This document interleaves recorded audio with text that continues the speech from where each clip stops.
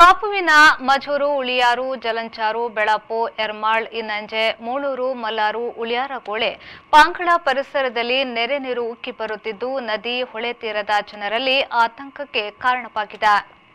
ಬಯಲು ಪ್ರದೇಶಗಳಲ್ಲಿನ ಹಲವಾರು ಮನೆಗಳು ಜಲಾವೃತಗೊಂಡಿದ್ದು ಮನೆಯೊಳಗಡೆ ನೆರೆ ನೀರು ನುಗ್ಗಿದೆ.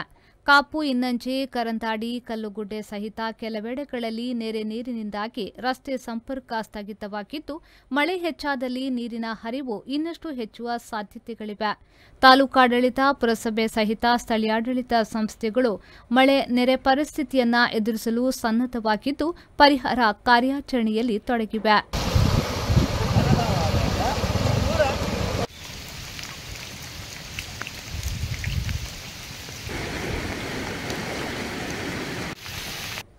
ಸುರೇಶ್ ಶರ್ಮಾ, ವಿ4 ನ್ಯೂಸ್, ಪಡುಬಿದ್ರೆ.